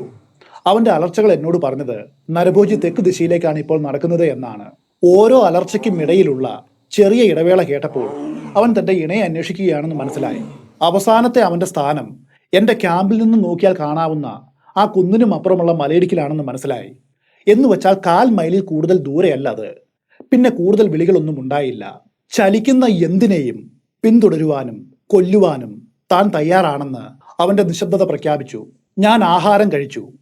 ഇതിനിടയിൽ തടി മുറിക്കുന്ന പ്രവർത്തനങ്ങളും അതേക്കുറിച്ചുള്ള രേഖകളും വായിച്ചുകൊണ്ടിരുന്നു. പെട്ടെന്നാണതുണ്ടായത്. എൻ്റെ ടെന്റിൽ നിന്നും കേവലം 20 വാര മാത്രം അകലെയുള്ള മറ്റു ടെന്റുകളിൽ നിന്നും ഒന്നുപോലെ കടുവ കടുവ എന്നർത്ഥം വരുന്ന ഷേർ ഷേർ എന്ന പരിഭ്രാന്തമായിട്ടുള്ള നിലവിളികൾ ഉയർന്നു. രാത്രിയാണ്. അതുകൊണ്ട് ഈ ഇരുട്ടിൽ എനിക്ക് ചെയ്യുവാൻ കഴിയുന്നത് ഇത്ര മാത്രമാണ്. എനിക്കറിയാവുന്നത്ര വേഗതയിൽ എൻ്റെ ഷോട്ട് ഗൺ ലോഡ് ചെയ്യുക, എന്നിട്ട് എൻ്റെ കൂടാരത്തിൽ നിന്നും പുറത്തു കടന്ന് വായുവിലേക്ക് ലക്ഷ്യമില്ലാതെ 2 തവണ വെടിവെക്കുക. വെടിയൊച്ച കേൾക്കുന്നതോടെ കടുവ വിരണ്ടോടുമെന്നും അതോടെ ഞാൻ ഉൾപ്പെടെയുള്ള മുഴുവൻ ക്യാമ്പിനും സുരക്ഷ കിട്ടുമെന്നും ഞാൻ പ്രതീക്ഷിച്ചു. അഗാധമായ ആ ഇരുട്ടിൽ കടുവയ്ക്കാണ് മുൻതൂക്കം. ഇത്തരം സാഹചര്യങ്ങളിൽ എല്ലാവരും അവരവരുടെ കൂടാരങ്ങളിൽ തന്നെ തുടരുന്നതാണ് ഏറ്റവും ബുദ്ധിപരം. നിസ്സഹായനായ എൻ്റെ അവസ്ഥയും അതുതന്നെ. തോന്നിയതുപോലെ എനിക്കിപ്പോൾ ഒന്നും ചെയ്യുവാനാവില്ല. തോക്കുമായിട്ട് കൂടാരത്തിന് പുറത്ത് അലഞ്ഞു തിരിഞ്ഞാൽ നരഭോജിക്ക് സ്വയം ബലി കൊടുക്കുന്നതിന് തുല്യമായിരിക്കും അത്. ക്യാമ്പിന്റെ മുന്നിൽ നിന്നുകൊണ്ട് ഉതിർത്ത എൻ്റെ 2 ഷോട്ടുകൾക്ക് ശേഷം അവിടെ കനത്ത നിശബ്ദത വ്യാപിച്ചു. നിറ ഒഴിച്ച ഉടൻ ഞാൻ എൻ്റെ കൂടാരത്തിൽ പ്രവേശിച്ചു. അപ്പോൾ എൻ്റെ ആദ്യത്തെ ചിന്ത എൻ്റെ സ്പ്രിംഗർ സ്പാനിയൽ നായായ ജെല്ലിക്കോയെക്കുറിച്ചായിരുന്നു. അവൻ എൻ്റെ ഏക സഹയാത്രികനാണ്. എൻ്റെ നിഴൽ പോലും അവൻ്റെ ദൃഷ്ടിയിൽ നിന്നും ഒരു നിമിഷം പോലും വിട്ടുപോരുന്നില്ല. ഞാൻ എവിടെ ഇരുന്നാലും, ഡെസ്കിലോ മേശയിലോ കസേരയിലോ അങ്ങനെ എവിടെയായാലും അവൻ എൻ്റെ അടുത്ത് തന്നെ കിടക്കും. അവൻ്റെ ശരീരത്തിൻ്റെ ഒരു ഭാഗം എപ്പോഴും എൻ്റെ പാദങ്ങളിൽ സ്പർശിച്ചുമിരിക്കും. 3 അടി സമചതുരവും 1 അടി പൊക്കവുമുള്ള അവൻ്റെ കിടപ്പിടം എൻ്റെ കൂടാരത്തിൻ്റെ ഒരു മൂലയിലായിരുന്നു. ഞാൻ അകത്ത് കടന്നപ്പോൾ അവൻ എൻ്റെ അടുത്തേക്ക് വരുവാനായിട്ട് പാഞ്ഞു വന്നു. ഞാൻ അവൻ്റെ ചങ്ങലഴിച്ചു. എന്നിട്ട് എൻ്റെ കട്ടിലിലെ കാലി കെട്ടി. പരിഭ്രമത്തിൻ്റെയും ഭയത്തിൻ്റെയും എല്ലാവിധ ലക്ഷണങ്ങളും കാണിച്ച് അവൻ ചാടി എഴുന്നേറ്റ് എന്നോട് കഴിയുന്നത്ര അടുത്ത് കിടക്കുവാനായിട്ട് നിർബന്ധം കാണിച്ചു. അവൻ്റെ ഘ്രാണശക്തി തീക്ഷ്ണവും ഒരു കടുവയുടെ മണം പിടിക്കുവാൻ ധാരാളവുമായിരുന്നു.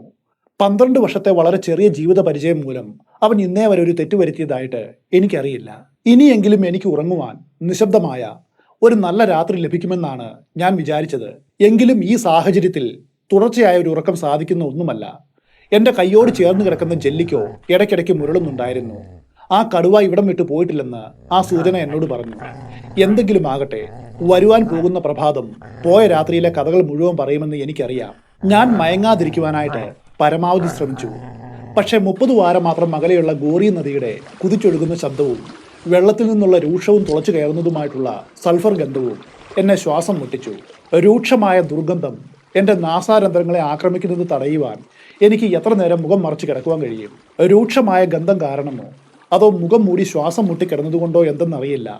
ഒടുവിൽ ഞാൻ അതിരാവിലെ ഒരു ഗാഢനിദ്രയിലേക്ക് വീണു. സൂര്യൻ ഉദിച്ച് എഴുന്നേറ്റതും എൻ്റെ ആദ്യ ചിന്ത നിലവും ടെന്റുകളുടെ പരിസരവും പരിശോധിക്കണമെന്നതായിരുന്നു. തീർച്ചയായിട്ടും നരഭോജിയുടെ കാൽപ്പാടുകൾ എല്ലാ വശങ്ങളിലും ഉണ്ടായിരുന്നു. അവൻ അരുവിയുടെ ദിശയിലേക്ക് പോയ റോഡിലും ആ അടയാളങ്ങൾ കാണാം. മൂക്ക് നിലത്തോടടുപ്പിച്ച് മണം പിടിച്ച് ജെല്ലിക്കോ മുഴുവൻ കഥയും മനസ്സിലാക്കി. തന്റെ ചെറിയ വാൾ താഴ്ത്തി പരിഭ്രമത്തോടെ വളരെ അടുത്തായിട്ട് അവൻ എന്നെ പിന്തുടർന്നു. രാത്രിയിലുണ്ടായ സംഭവങ്ങൾ പരിഗണിച്ചതിൽ നിന്നും ഒന്ന് കാടിളക്കിയാൽ അവനെ പിടിക്കുവാനായിട്ട് വലിയൊരു സാധ്യതയുണ്ടെന്ന് ഞാൻ അവരോട് പറഞ്ഞു. അതേ സമയത്ത് കോൺട്രാക്റ്റുകാരൻ്റെ 2 ഏജന്റുമാർ എൻ്റെ മുൻപിൽ ഹാജരായി. ഞാൻ അപ്പോൾ പ്രഭാത ഭക്ഷണം കഴിക്കുകയായിരുന്നു. എന്നാൽ ഇന്ന് അവരുടെ മുഖത്ത് തലേ ദിവസം കണ്ട ആത്മവിശ്വാസമില്ലായിരുന്നു. ഞാൻ അവരോട്, ഇന്നലെ രാത്രി നിങ്ങളിൽ ഒരാൾ കടുവ കടുവ എന്ന് അലറി വിളിച്ചിരുന്നു. അപ്പോൾ എന്താണ് സംഭവിച്ചത്? അവർ കൈപ്പത്തികൾ രണ്ടും ചേർത്ത് പിടിച്ച് മുകളിലേക്ക് നോക്കി തൊഴുതു. ജീവൻ തിരിച്ചു കിട്ടിയതിന് അവരുടെ പരമേശ്വരനോട് നന്ദി പറഞ്ഞു. അവരിൽ ഒരാൾ സംഭവത്തെക്കുറിച്ച് തന്റെ വിവരണം പറഞ്ഞു. ഞാൻ ഞങ്ങളുടെ കുടിലിന്റെ വാതിൽക്കൽ എൻ്റെ കൂട്ടുകാരൻ ഭക്ഷണം പാകം ചെയ്യുന്നതും നോക്കിയിരിക്കുകയായിരുന്നു. ഞാൻ അവനോട് ഞങ്ങളുടെ വീട്ടിലെ കാര്യങ്ങൾ പറഞ്ഞുകൊണ്ടിരുന്നു. അവൻ എന്നിൽ നിന്നും വെറും 3 വാര അകലെയുള്ള തുറന്ന സ്ഥലത്ത് വെച്ചാണ് ഞങ്ങൾക്ക് വേണ്ട ആഹാരം തയ്യാറാക്കുന്നത്. പെട്ടെന്ന് ഞാൻ കുടിലിന് മുൻപിലായിട്ട് കത്തുന്ന തീയുടെ ചെറിയ വെളിച്ചത്തിൽ ഒരു കടുവ പതുങ്ങി നിൽക്കുന്നത് കണ്ടു. അതാകട്ടെ എൻ്റെ സുഹൃത്തിന്റെ മേൽ കുതിച്ചു ചാടുവാൻ തയ്യാറെടുക്കുകയായിരുന്നു. ഞാനപ്പോൾ ഷേർ ഷേർ എന്ന് അലറി നിലവിളിച്ചു. എൻ്റെ സുഹൃത്ത് ഉടനടി അപകടം മനസ്സിലാക്കി നേരെ കുടിലിലേക്ക് ഓടി വന്നു. അയാൾ രക്ഷപ്പെട്ടു. പിന്നെ ഞങ്ങൾ കഴിയുന്നത്ര സുരക്ഷിതമായിട്ട് വാതിലടച്ച് രാത്രി മുഴുവനും ഭക്ഷണം കഴിക്കാതെ ഉറങ്ങുവാനായിട്ട് കിടന്നു. 2 ഏജന്റുമാരും ചേർന്ന് കാട്ടിലുള്ള തങ്ങളുടെ തൊഴിലാളികൾക്ക് നേരെ ഇപ്പോൾ ഉയർന്നു വന്ന ഭീഷണിയെക്കുറിച്ചും അവർക്കുണ്ടായേക്കാവുന്ന അപകടത്തെക്കുറിച്ചും, നരഭോജി ഒരു തൊഴിലാളിയെ കൊന്നാൽ പോലും അത് അവരുടെ യജമാനനായ കരാറുകാരന് എത്ര വലിയ നഷ്ടമാകും നൽകുകയെന്നും ദീർഘമായിട്ട് എന്നോട് പറഞ്ഞു. ഇവർ പറയുന്നതിന്റെ അർത്ഥം പൂർണ്ണമായിട്ടും എനിക്ക് മനസ്സിലായി. ഏതെങ്കിലും തൊഴിലാളി കൊല്ലപ്പെട്ടാൽ ജോലി പൂർണ്ണമായിട്ട് നിർത്തിവെക്കുമെന്നും മറ്റു ജോലിക്കാർ മടങ്ങിപ്പോകുമെന്നും അതോടെ അവർക്ക് മുൻകൂറായിട്ട് നൽകിയ എല്ലാവിധ അഡ്വാൻസും കോൺട്രാക്ടർക്ക് കിട്ടാക്കടമായിട്ട് മാറുകയും ചെയ്യും. മാത്രവുമല്ല, ജോലിക്കാർ പോയാൽ അതോടൊപ്പം അവരുടെ ജോലി നഷ്ടപ്പെടും. വളരെ ക്ഷമയോടെ അവർ പറയുന്നതെല്ലാം ഞാൻ ശ്രദ്ധിച്ചു. അതിനെക്കുറിച്ചെല്ലാം എനിക്കറിയാമെന്നും എങ്കിലും കരാറുകാരൻ്റെ വിശ്വസ്തരായിട്ടുള്ള ജോലിക്കാർ എന്ന നിലയിൽ അത്തരം കാര്യങ്ങളെല്ലാം എൻ്റെ ശ്രദ്ധയിൽപ്പെടുത്തേണ്ടത് നിങ്ങളുടെ ചുമതലയാണെന്നും അത് നന്നായിട്ട് തന്നെ നിങ്ങൾ ചെയ്തിട്ടുണ്ടെന്നും ഞാൻ അവരോട് ദൃഢമായിട്ട് പറഞ്ഞു.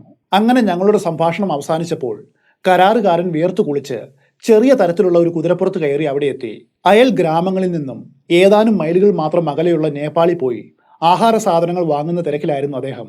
തടിവെട്ടിന്റെ പുരോഗതി, ഇന്നുവരെ അറുത്തുമാറ്റിയ റെയിൽവേ സ്ലീപ്പറുകളുടെ എണ്ണം, അവയെല്ലാം അയക്കാൻ ആരംഭിക്കുന്ന തീയതിക്കനുസരിച്ച് ഇനിയും മുറിക്കേണ്ട തടികളുടെ എണ്ണം എത്ര എന്ന് തുടങ്ങിയ കാര്യങ്ങളെക്കുറിച്ച് ഞങ്ങൾ ചർച്ച ചെയ്തു. അതിനുശേഷം നരഭോജിക്ക് വേണ്ടിയിട്ട് കാടിളക്കുവാനാണ് താൻ ഉദ്ദേശിക്കുന്നത് എന്നും അതിനു വേണ്ടിയിട്ട് അവൻ്റെ മുഴുവൻ തൊഴിലാളികളെയും ഈ ആവശ്യത്തിനായിട്ട് വേണ്ടി വരുമെന്നും അവനോട് പറഞ്ഞു. ഈ ഘട്ടത്തിൽ അവൻ കൊടുത്ത സൂചന പോലെ രാജാറും അദ്ദേഹത്തിന്റെ വേട്ടക്കാരനും പലവിധ ജോലികൾ ചെയ്യുന്ന സഹായികളും കാടിളക്കുന്നവരും മറ്റാശ്രിതരും അവിടേക്ക് കടന്നു വന്നു. അവരുടെ കൈവശം ഒരു പെൺകടുവയുടെ തൊലി ഉണ്ടായിരുന്നു. മുഖത്ത് പ്രകടമായിട്ട് കാണാവുന്ന സംതൃപ്തിയോടെയാണ് അവരതിനെ വഹിച്ചത്. അത് നിലത്ത് വിരിച്ചുകൊണ്ട് രാജുവാർ എനിക്ക് അഭിനന്ദനങ്ങൾ അറിയിച്ചു. എന്നിട്ട് ഈ ചർമ്മം നിങ്ങൾക്ക് സമർപ്പിക്കുന്നു എന്ന് പറഞ്ഞു. ഞാൻ അതിനെ സൂക്ഷ്മമായിട്ട് പരിശോധിച്ചു. അപ്പോൾ തന്നെ അത് അടുത്തിടയ്ക്ക് കൊല്ലപ്പെട്ട ഒരു മൃഗത്തിന്റെ തൊലി തന്നെയാണെന്ന് എനിക്ക് ബോധ്യം വന്നു. അത് കണ്ടെത്തുവാനായിട്ട് വളരെ എളുപ്പമാണ്. ഒന്ന്, അതിന്റെ കൈകാലുകൾക്ക് രൂക്ഷമായിട്ടുള്ള ദുർഗന്ധമുണ്ടായിരുന്നു. ഗ്രാമപ്രദേശങ്ങളിൽ മൃഗത്തോൽ കൈകാര്യം ചെയ്യുന്ന രീതി, അതായത് ടാക്സിഡെർമി പ്രക്രിയ, തീർത്തും അപരിഷ്കൃതമായിട്ടുള്ള രീതിയിലാണ് ചെയ്യാറ്. രാജ്വാറിന്റെ നല്ല മനസ്സിന് തിരികെ നന്ദി പറഞ്ഞുകൊണ്ട് ഞാനത് നിരസിച്ചു. കാരണം അദ്ദേഹത്തിന്റെ മക്കൾ എന്റെ കീഴിൽ കരാറുകാരായിട്ടാണ് സേവനം അനുഷ്ഠിക്കുന്നത്. അതുകൊണ്ട് ഞാനിത് സ്വീകരിക്കുന്നത് തികച്ചും അനുചിതമാണ്. മാത്രവുമല്ല, എനിക്ക് വേണ്ട ഒരു ട്രോഫി ഉടൻ തന്നെ സ്വന്തമാക്കാൻ കഴിയുമെന്നും വലിയ പ്രതീക്ഷയുണ്ടായിരുന്നു. ഞാൻ ആ വേട്ടക്കാരനോട് ഇതിനെ എങ്ങനെ പിടികൂടിയെന്നും മരത്തിലായിരുന്നപ്പോഴുള്ള അവന്റെ ജാഗ്രതയെക്കുറിച്ചും ചോദിച്ചു. അവൻ അതേക്കുറിച്ച് പറഞ്ഞത് ഇങ്ങനെയാണ്: ഈ 2 കടുവകളും കൂടി ഒരു പശുവിനെ കൊന്നു. അതിനടുത്ത് ഒരു മരമുണ്ടായിരുന്നു. ആ മരത്തിന്റെ മുകളിൽ കയറി പശുവിനെ നോക്കിയിരിക്കുകയാണെങ്കിൽ അവയിൽ ഒന്നിനെയെങ്കിലും ഷൂട്ട് ചെയ്യുവാൻ പറ്റുമെന്ന് എനിക്ക് മനസ്സിലായി. അതുകൊണ്ട് ഞാൻ സൂര്യാസ്തമയത്തിന് മുൻപ് ആ മരത്തിന്റെ മുകളിൽ കയറി 2 ശാഖകൾക്കിടയിലായിട്ട് ഇരിപ്പുറപ്പിച്ചു. എന്നിട്ട് നരഭോജികൾ ശവത്തിനെ സമീപിക്കുന്നത് കാത്തിരുന്നു. അങ്ങനെ മണിക്കൂറുകൾ കടന്നുപോയി. രാത്രി മുഴുവനും കടുവകൾ അങ്ങോട്ടും ഇങ്ങോട്ടും നീങ്ങുന്നത് എനിക്ക് കേൾക്കാമായിരുന്നു. എങ്കിലും അവർ കാഴ്ചയിൽ വന്നില്ല. പിന്നെ നേരം പരപരാ പുലർന്നു വരുന്ന സമയത്ത് എനിക്ക് താഴെ കൂടി അവ പതുങ്ങി വരുന്നത് ഞാൻ കണ്ടു. വൈകാതെ ഒന്നിനു പിറകെ ഒന്നായിട്ട് 2 കടുവകളും അതിവേഗത്തിൽ തുറസായിട്ടുള്ള ആ സ്ഥലത്തേക്ക് കടന്നു വന്നു. ഞാൻ പെട്ടെന്ന് മുൻനിരയിലുള്ള കടുവയ്ക്ക് നേരെ വെടിവെച്ചു. അത് നിലം പതിച്ചു.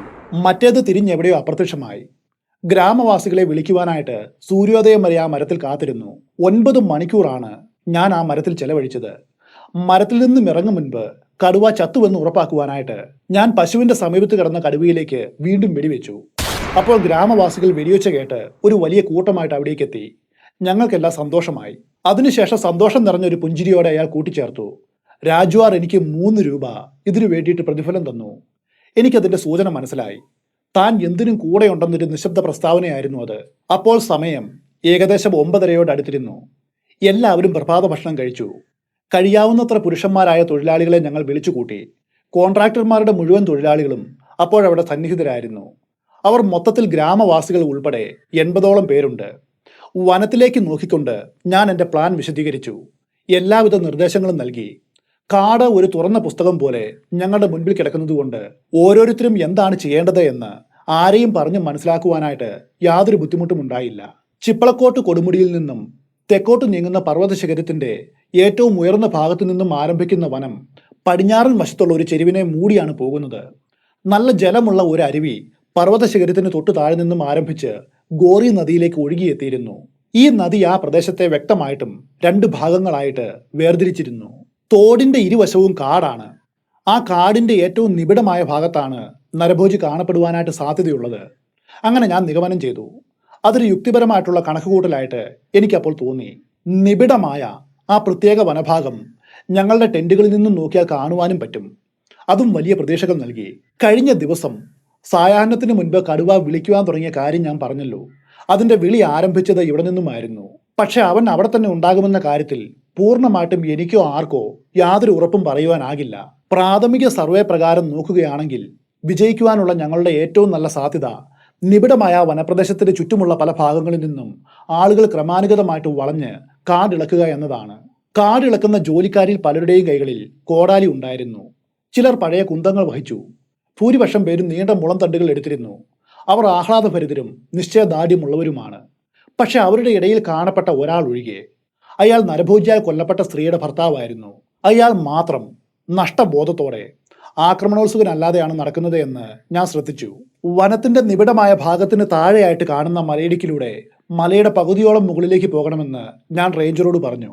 അങ്ങനെ വിശാലമായ ഒരു ആവൃത്തിയിൽ എല്ലാ ആളുകളെയും പർവ്വത ശിഖരത്തിന്റെ മുകളിലേക്ക് കൊണ്ടുപോകുവാനും ഞങ്ങൾ ഊഹിച്ചെടുത്ത് അവൻ ഉണ്ടെങ്കിൽ കടുവയെ ശല്യപ്പെടുത്താതെ നിശബ്ദമായിട്ട് നേരെ മുകളിലേക്ക് കയറണമെന്നും ഞാൻ നിർദ്ദേശിച്ചു. പർവ്വത ശിഖരത്തിൽ എത്തുമ്പോൾ എല്ലാവരും കഴിയുന്നത്ര അടിച്ച് ശബ്ദമുണ്ടാക്കി കാടിളക്കി ഒരുപോലെ താഴേക്ക് വരണം. കാടിളക്കലിനും ഒരു പ്രത്യേകതയുണ്ട്. ആളുകൾ 2ആയിട്ട് പിരിഞ്ഞ് വിപരീത ദിശയിൽ നിന്നും വി ആകൃതിയിലായിരിക്കണം താഴേക്ക് വരേണ്ടത്.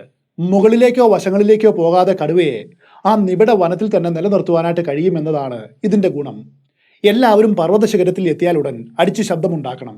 കാരണം എനിക്ക് എൻ്റെ സ്ഥാനത്തേക്ക് നടക്കുവാൻ ഇവിടെ നിന്നും വളരെ കുറച്ച് ദൂരം മാത്രമേ ഉള്ളൂ. ഞാൻ അവിടെ അവൻ പുറത്തു വരുന്നതും കാത്തിരിക്കും. വിചിത്രമെന്ന് പറയട്ടെ, ഇത്തവണ രാജ്വാറിന്റെ വേട്ടക്കാരൻ നിരായുധനായിരുന്നു. എങ്കിലും അവൻ ധീരനാണ്. തലേ ദിവസത്തെ തന്റെ വിജയത്തിൽ തൃപ്തിപ്പെടാത്തവനുമാണ്. ഞാൻ അവനെയും ഉപയോഗിച്ചു. വി എന്ന ആംഗിളിന്റെ മുൻനിരയിൽ ഞാൻ അവനെ നിയോഗിച്ചു. കടുവ ഒരിടത്തു നിന്നും മറ്റൊരിടത്തേക്ക് നീങ്ങുമ്പോൾ അനുയോജ്യമായ ഇടവേളകളിൽ വായുവിൽ 3 വട്ടം വെടിവെച്ച് സൂചന തരണമെന്ന നിർദ്ദേശത്തോടുകൂടി ഞാൻ എൻ്റെ ഷോട്ട് ഗൺ അവന് നൽകി. ഏതെങ്കിലും വിധത്തിൽ കാടിളക്കലുകാർക്ക് നേരെ കടുവ ആക്രമിക്കുവാനായിട്ട് തീരുമാനമെടുത്താൽ ഈ വെടിശബ്ദം അതിനെ പിന്തിരിപ്പിക്കും. അങ്ങനെ ആ അപകട സാധ്യത ഒഴിവാക്കുവാനും പറ്റും. എൻ്റെ രണ്ടാമത്തെ റൈഫിൾ കൊണ്ടു നടന്നത് വിശ്വസ്തനായ ഓർഡർലിയായ ഉത്തം സിംഗ് ആയിരുന്നു. അദ്ദേഹവും ഞാനും ആ നിബിഡ വനത്തിന് താഴെയുള്ള നിലത്ത് നന്നായിട്ട് മറിഞ്ഞിരിക്കാവുന്ന ഒരു സ്ഥലം തിരഞ്ഞെടുത്തിരുന്നു. ഞാൻ മുൻപിലും ഓർഡർലി എൻ്റെ പുറകിലുമാണ് ഇരുന്നത്. കാടിളക്കലിന്റെ ആകൃതി പ്രകാരം നിശ്ചയമായിട്ടും നരഭോജി നേരെ താഴേക്കാണ് വരൂ. ഞാൻ വിചാരിക്കുന്നിടത്ത് തന്നെ അവനുണ്ടെങ്കിൽ വേഗം തന്നെ അടുത്തുള്ള അരുവിക്കരയിൽ അവനെത്തും. അതുകൊണ്ട് ഞാൻ അരുവിയെ നോക്കിയാണ് ഇരുന്നതും. അതേ സമയത്ത് മുന്നണി സ്ഥാനത്ത് നിന്നിരുന്ന രാജ്വാറിന്റെ ശിക്കാരി ആദ്യ വെടി പൊട്ടിച്ചു. അതോടെ കാടിളക്കൽ ആരംഭിച്ചു. പുരുഷന്മാർ പരമാവധി ഉച്ചത്തിൽ അലറി വിളിച്ചുകൊണ്ട് മലമുകളിൽ നിന്നും താഴേക്ക് നീങ്ങി. കുറച്ച് മിനിറ്റുകൾക്ക് ശേഷം വേട്ടക്കാരൻ സമയബന്ധിതമായിട്ട് മറ്റൊരു വെടികൂടി ഉതിർത്തു. അതോടെ അലറി വിളിക്കൽ അത്യുച്ചത്തിൽ ഉയർന്നു. എന്റെ കണ്ണുകൾ നേരെ മുൻപിലും 20 അടി അകലെയുമുള്ള നദിയിലും മാറി മാറി പതിഞ്ഞു. ഇത്രയധികം സൂക്ഷ്മമായിട്ടുള്ള ആസൂത്രണം ഉണ്ടെങ്കിലും നരഭോജിയെ കാണുവാനുള്ള ചാൻസ് 50-50 ആണെന്ന് എനിക്ക് അപ്പോൾ തോന്നി. എന്റെ അമിതമായിട്ടുള്ള ഏകാഗ്രത എന്നെ വഞ്ചിക്കാതിരിക്കുവാൻ, ശാന്തനാകുവാൻ ഞാൻ പരമാവധി ശ്രമിച്ചു. അപ്പോൾ എന്റെ മുതുകിൽ ഒരു വിരൽ അമർത്തും പോലെ തോന്നി. ഞങ്ങൾ മുൻകൂട്ടി നിശ്ചയിച്ച സിഗ്നൽ ആയിരുന്നു അത്. എന്റെ ഓർഡറിൽ ഇതിനോടകം കടുവയെ കണ്ടിരുന്നു. സന്തോഷത്തിന്റെ നിമിഷമായിരുന്നു അത്. എന്റെ വലതുവശത്തേക്ക് ചെറുതായിട്ടൊന്ന് ചെരിഞ്ഞു നോക്കിയപ്പോൾ ആ ജലപാതയിലൂടെ അവൻ നടന്നു വരുന്നത് ഞാനും കണ്ടു. വേട്ടക്കാരിൽ നിന്നും ഓടി ഒളിക്കാതെ അവൻ തന്റെ വിശ്രമവേളയിൽ നടക്കും പോലെയാണ് നടക്കുന്നത്. ഒരു ചെവി പുറകോട്ട് ചലിപ്പിച്ചു. പിന്നെ മറ്റേ ചെവി കൊണ്ട് പിന്നിൽ നടക്കുന്ന ബഹളം ശ്രദ്ധിച്ചു. അവൻ അപ്പോഴും എനിക്ക് വശം തിരിഞ്ഞിരുന്നില്ല. ഒരു നിമിഷം നിന്ന് കടുവ തിരിഞ്ഞു നോക്കി. തന്റെ പിന്നിൽ നിന്നും അടുത്തേക്ക് വരുന്ന കോലാഹലത്തിൽ അവൻ ശ്രദ്ധ കേന്ദ്രീകരിക്കുന്നതായിട്ട് എനിക്ക് തോന്നി. അവന്റെ ഇടതുവശമാണ് എനിക്ക് വേണ്ടത്. ഞാൻ ആഗ്രഹിച്ച ലക്ഷ്യം എനിക്ക് വേണ്ടി പ്രദർശിപ്പിക്കുന്ന ഘട്ടത്തിലേക്ക് അവൻ പതുക്കെ പതുക്കെ നടന്നടുക്കുകയായിരുന്നു. ഒട്ടും തിടുക്കപ്പെടാതെ അരുവിയുടെ ആഴം കുറഞ്ഞ തടത്തിലെ പാറക്കെട്ടുകൾക്ക് മുകളിലൂടെ അവൻ മനോഹരമായിട്ട് തെന്നി നീങ്ങി. ശക്തമായ കൈത്തണ്ടകളുള്ള ഒരൊറ്റ അടികൊണ്ട് ഒരു കാളയുടെ കഴുത്ത് വരെ നിസാരമായിട്ട് തകർക്കുവാൻ കഴിവുള്ള മെയ്വഴക്കമുള്ള അതിന്റെ ചലനം കാണുവാൻ വളരെ മനോഹരമായിരുന്നു. അവനെ അങ്ങനെ നോക്കിയിരിക്കുമ്പോൾ ഓരോ വളവും കടന്നവൻ നടന്നു വരുമ്പോൾ മനോഹര വർണ്ണവും ചലിക്കുന്ന പേശികളും ശക്തിശാലിയുമായിട്ടുള്ള അത്തരമൊരു മാസ്റ്റർ പീസിനെ എന്നേക്കുമായിട്ട് ഇല്ലാതാക്കുന്നതിനെക്കുറിച്ച് നൈമിഷികമായ ഒരു പശ്ചാത്താപം എനിക്കുണ്ടായി. അത് ഒഴിവാക്കുവാനായിട്ട് എനിക്ക് കഴിഞ്ഞില്ല. പക്ഷേ അവന്റെ മനുഷ്യവിരോധവും നരഭോജനവും അത് വിതയ്ക്കുന്ന സർവനാശവും കണക്കിലെടുക്കുമ്പോൾ ലക്ഷ്യബോധമുള്ള ഈ കൊലയാളിയെ അവസാനിപ്പിക്കേണ്ടത് ആവശ്യമല്ല, അത്യാവശ്യമാണ്. അവന്റെ ഓരോ നീക്കവും ശ്രദ്ധയോടെ വീക്ഷിക്കും തോറും എന്റെ മനസ്സും കഠിനമായി. കുറച്ചടി കൂടി മുൻപോട്ട് വെച്ചവൻ മൂക്ക് മുതൽ പുളയുന്ന വാലിന്റെ അറ്റം വരെയുള്ള ഇടതുവശം പരിപൂർണമായിട്ടും എന്നെ കാണിച്ചു. തന്റെ പിന്നിൽ നിന്നും ഉയരുന്ന അസഹ്യമായ കോലാഹലം അനുനിമിഷം അടുത്തടുത്തേക്ക് വരുന്നതിൽ അവന്റെ അലോസരം വർദ്ധിച്ചു. അതിന്റെ വാലാട്ടൽ കൂടുതൽ ശക്തമായി. അതേസമയം എന്റെ ഡബിൾ ബാരൽ എക്സ്പ്രസ് റൈഫിളിന്റെ അഗ്രത്തുള്ള ബീഡ് സൈറ്റും അതിന്റെ ചെമ്പഗ്രമുള്ള വെടിയുണ്ടകളും അവന്റെ തോളിന് പിന്നിലുള്ള ഒരു ലക്ഷ്യസ്ഥാനം ചൂണ്ടിക്കാണിച്ചുകൊണ്ട് അവന്റെ മേലുണ്ടായിരുന്നു. അവന്റെ ഏറ്റവും പുതിയ ഇരയായ ആ യുവതിയെ കൊലപ്പെടുത്തിയതിന് പ്രതികാരം ചെയ്യുവാനായിട്ട് എനിക്കിതാ അവസരം വന്നിരിക്കുന്നു. ഒരൊറ്റ നിമിഷം, അത് ധാരാളമാണ്. നീണ്ടു കറുത്ത മുടിയുള്ള അവളുടെ കഴുത്ത് അവൻ ഒടിച്ചിട്ടത് എന്റെ ഓർമ്മയിലേക്ക് വന്നു. ഇവിടെയുള്ള മുഴുവൻ താഴ്വരയിലെയും ജനങ്ങളുടെ ഭാവി സുരക്ഷിതമാകുവാൻ പോകുന്ന അർത്ഥവത്തുള്ളൊരു നിമിഷമാണിത്. ഇത്തരമൊരു ദേശത്തെ സംബന്ധിച്ച് നോക്കിയാൽ ലോകത്തിലെ എല്ലാ നിമിഷങ്ങളിലും വെച്ച് ഏറ്റവും പ്രധാനപ്പെട്ട ഒന്നും. വളരെ സൗമ്യമായി, ശാന്തനായി ഞാൻ 2 ട്രിഗറുകളിൽ ഒരെണ്ണം അമർത്തി. റൈഫിളിന്റെ ശബ്ദം മുഴങ്ങി. താഴ്വരയ്ക്ക് ചുറ്റും അതിന്റെ അലയൊച്ച പ്രതിധ്വനിച്ചു. അതോടൊപ്പം നരഭോജി തൊട്ടു താഴെയുള്ള പാറക്കെട്ടുകളിലേക്ക് വീണുപോയി. പെട്ടെന്ന് ഞാൻ ചാടി എഴുന്നേറ്റു. ഇറക്കം ഇറങ്ങി വരുന്ന കാടിളക്കലുകാരുടെ ജീവന് ഒരു ഭീഷണിയും ഉണ്ടാകരുതേ എന്ന് എനിക്ക് നിർബന്ധമുണ്ടായിരുന്നു. അവന്റെ ജീവൻ ഇനിയും പോയിട്ടില്ലെങ്കിൽ അത് പോകും മുൻപ് ജോലിക്കാരെ ആക്രമിച്ചേക്കാം. അതുകൊണ്ട് ഞാൻ ചാടി എഴുന്നേറ്റ് അവശേഷിച്ച ബാരലിൽ നിന്നുമുള്ള വെടിയുണ്ട കമിഴ്ന്നു കിടക്കുന്ന അവന്റെ ശരീരത്തിലേക്ക് ഉതിർത്തു. വെടിയുണ്ട അതിന്റെ കഴുത്തിലൂടെ പ്രവേശിച്ചു. ഒരു ശിക്കാരി അഭിമാനത്തോടെ നോക്കിക്കാണുന്ന ഒരു ട്രോഫിയല്ല എന്നെ സംബന്ധിച്ച ഈ നരഭോജി. ഒരു മനുഷ്യാന്തകനെ അവസാനിപ്പിച്ച് താഴ്വരയിൽ സമാധാനം കൊണ്ടുവരലായിരുന്നു അത്. 2 ബാരലുകളും വേഗത്തിൽ വീണ്ടും റീലോഡ് ചെയ്തുകൊണ്ട് ഞാൻ അവന്റെ അടുത്തേക്ക് നീങ്ങി. അവന്റെ തല ഒരു പാറയുടെ മുകളിലായിരുന്നു, ശരീരം ജലത്തിലും. അതിന് യാതൊരു അനക്കവുമില്ലായിരുന്നു. അങ്ങനെ ഗോറി വാലി താഴ്വരയുടെ ഭീഷണിയായ നരഭോജി അവസാനിച്ചിരിക്കുന്നു. ആദ്യത്തെ ഷോട്ടിന്റെ ശബ്ദത്തോടെ കാടിളക്കലുകാരുടെ അലർച്ച നിലച്ചിരുന്നു. അവരെല്ലാവരും അവിടെ തന്നെ നിന്നു. റേഞ്ചറെ വിളിച്ച് അവരെ നമ്മുടെ അടുത്തേക്ക് വരുവാൻ പറയുവാൻ ഞാൻ ഓർഡർലിയോട് പറഞ്ഞു. അയാൾ അങ്ങനെ ചെയ്തു. പിന്നെ കണ്ട കാഴ്ച ഇതാണ്. വെപ്രാളത്തോടെ പാറകൾ നിറഞ്ഞ നിലത്തുകൂടി ആഹ്ലാദത്തോടെ കുതിച്ചു ചാടി കുറ്റിച്ചെടികളുടെ മുകൾ ഭാഗങ്ങൾ കൈകൊണ്ട് വകഞ്ഞു മാറ്റി അവർ താഴേക്ക് പാഞ്ഞു വരുന്നു. ശ്വാസം അടക്കി പിടിച്ചുകൊണ്ട് എല്ലാവരും കടുവയുടെ ചുറ്റും കൂടി. ഈ താഴ്വരയിലെ സ്ഥിരതാമസക്കാരായിട്ടുള്ള ഗ്രാമവാസികൾ എനിക്ക് ഹൃദയപൂർവ്വം നന്ദി അർപ്പിച്ചു. ഓരോരുത്തരും എൻ്റെ കാൽക്കൽ വീണ് കൈകൾ ഉയർത്തി എന്നെ അനുഗ്രഹിച്ച് പ്രാർത്ഥിച്ചു. പ്രാഥമികമായിട്ട് നോക്കുകയാണെങ്കിൽ അവർക്ക് വേണ്ടി മാത്രമല്ല, തടിവെട്ട് പ്രവർത്തനങ്ങളുടെ സുഗമമായിട്ടുള്ള പുരോഗതിക്ക് വേണ്ടിയുമാണ് ഞാനിതിന് മുന്നിട്ടിറങ്ങിയത്. കാടിളക്കൽ വളരെ വേഗത്തിൽ അവസാനിച്ചതിലും ഉദ്യമം വിജയിച്ചതിലും ഞാനും ഏറെ സന്തോഷിച്ചു. യുദ്ധത്തിൽ നിരവധി ജീവനുകൾ പൊലിയുന്ന മിഡിൽ ഈസ്റ്റിന് വേണ്ട തടികൾ എത്രയും വേഗം എത്തിക്കേണ്ടത് എന്റെ ഏറ്റവും വലിയ ഉത്തരവാദിത്വവുമാണല്ലോ. പിന്നീട് ഉത്തരവാദിത്തങ്ങൾ ഏറ്റെടുത്തത് റേഞ്ചർ ആയിരുന്നു.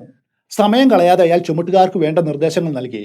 നല്ല വണ്ണമുള്ള മരങ്ങളുടെ തടിച്ച ശാഖകൾ വെട്ടി കഴകളാക്കി. പിന്നെ അവർ നരഭോജിയെ കഴകളിൽ കെട്ടിയുറപ്പിച്ച് ക്യാമ്പിലേക്ക് ചുമന്നുകൊണ്ടുപോയി. അതിനുശേഷം അവന്റെ ആകാരം ഞങ്ങൾ അളന്നു. ഈ നരഭോജിക്ക് 9 അടി 6 ഇഞ്ച് നീളമുണ്ടായിരുന്നു. ശാരീരിക വൈകല്യങ്ങളൊന്നും കാണുവാനില്ല. മധ്യവയസ്സ് കഴിഞ്ഞ കടുവയാണിതെന്ന് വ്യക്തമാണ്. അതിശയം എന്താണെന്ന് വെച്ചാൽ, ഒരു കടുവയും ജീവിക്കുവാനായിട്ട് ഇഷ്ടപ്പെടാത്ത ഒരു സ്ഥലമാണിത്. കടുവകൾക്ക് സാധാരണഗതിയിലുള്ള ആഹാരം ലഭിക്കാത്തൊരു പ്രദേശമാണിത്. മാൻ ഗോത്രത്തിൽപ്പെട്ട ചില ജീവികളെ ഇവിടെയുള്ളൂ. എന്നാൽ അവരുടെ വാസമാകട്ടെ ഉന്നതമായ ഗിരിശിഖരങ്ങളിലെ പാറ വിളിമ്പുകളിലാണ്. ഒരു കടുവയ്ക്കും എത്തിപ്പിടിക്കുവാൻ കഴിയാത്ത കുത്തനെയുള്ള മലഞ്ചെരിവുകളിൽ പ്രകൃതിക്ക് പുറത്ത് ജീവിക്കുന്ന ജീവികളാണ് അവർ. എന്നാൽ ഇതാ അങ്ങനെയുള്ള പ്രദേശത്ത് അവൻ മാത്രമല്ല, അവന്റെ ഇണയും താമസം ഉറപ്പിച്ചിരിക്കുന്നു. അതിനുശേഷം തങ്ങളുടെ ജീവൻ നിലനിർത്തുവാനായിട്ട് അവർ ഭൂമിയിലെ എല്ലാ ജീവികളിലും വെച്ച് പിടികൂടുവാൻ ഏറ്റവും എളുപ്പമുള്ള മനുഷ്യർക്ക് നേരെ തിരിഞ്ഞിരിക്കുന്നു. ഈ 2 കടുവകളും എവിടെ നിന്നുമാകാം വന്നതെന്ന ചോദ്യം മാത്രം അവശേഷിക്കുന്നു.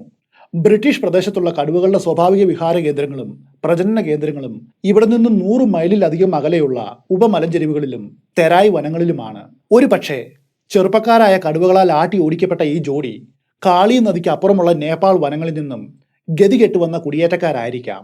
മുൻ വാസസ്ഥലത്ത് വെച്ച് ഈ കടുവകൾ അവരുടെ സ്വാഭാവിക പരിസ്ഥിതിയിൽ ജീവിക്കുകയും അവയുടെ സാധാരണ ഭക്ഷണം കഴിക്കുകയും ചെയ്തിരിക്കാം. ഇതാണ് ന്യായമായിട്ടും ചിന്തിക്കാവുന്ന ഏക അനുമാനം. ആട്ടി ഓടിക്കപ്പെട്ട ഈ കടുവകൾ നദി നീന്തി കടന്ന് ഗോറി താഴ്വരയിൽ അലഞ്ഞു നടന്നിരിക്കാം. ക്രമേണ അവ നരഭോജികളായിട്ട് മാറിയതാവാം. എന്തായാലും അവരുടെ നാശത്തോടെ ഞങ്ങളുടെ പ്രശ്നങ്ങളും അവസാനിച്ചിരിക്കുന്നു. എനിക്ക് വലിയ സന്തോഷം തോന്നി. താമസിയാതെ തടിവെട്ട് പ്രവർത്തനങ്ങളെക്കുറിച്ച് ഞാൻ ചെയ്യേണ്ട പരിശോധനകളും മറ്റനുബന്ധ കാര്യങ്ങളും പൂർത്തിയാക്കി. ഒടുവിൽ ഇവിടേക്ക് ഏതു വഴിക്ക് വന്നുവോ അതേ കുതിരപ്പാതയിലൂടെ ആ താഴ്വര വിട്ടു. അടിക്കാടുകൾക്കിടയിലൂടെ കഷ്ടപ്പെട്ട് നടന്ന് മരിച്ച സ്ത്രീയെ ഗ്രാമീണർ ചുമന്ന് താഴെ എത്തിച്ച സ്ഥലത്ത് എത്തിയപ്പോൾ എന്നെയും കാത്ത് ഒരാൾ നിൽപ്പുണ്ടായിരുന്നു. കൊല്ലപ്പെട്ട യുവതിയുടെ ദുഃഖിതനായ ഭർത്താവായിരുന്നു അത്. അവൻ മുൻപോട്ട് വന്ന് തന്റെ തൊപ്പി തലയിൽ നിന്നും എടുത്തു. പിന്നെ മുന്നോട്ട് കുനിഞ്ഞ് 2 കൈകളും കൊണ്ട് എന്റെ കണങ്കാലി മുറുക്കി പിടിച്ചു. അതേ സമയത്ത് അവന്റെ നെറ്റി എന്റെ പാദങ്ങളിൽ അമർന്നു. അവൻ എന്തൊക്കെയോ പിറുപിറുത്തു. തേങ്ങിക്കരച്ചിൽ അവനെ ഏതാണ്ട് ശ്വാസം മുട്ടിച്ചു. ഒടുവിൽ അങ്ങവനെ കൊന്നുവെന്ന് അവൻ എന്നോട് പറഞ്ഞു. അയാൾക്ക് കൂടുതലായിട്ടൊന്നും പറയുവാൻ കഴിയുമായിരുന്നില്ല. ഹൃദയം നുറുങ്ങുന്ന നിമിഷങ്ങളിൽ ഒന്നായിരുന്നു അത്. വാക്കുകൾ പുറത്തേക്ക് വരുന്നില്ല.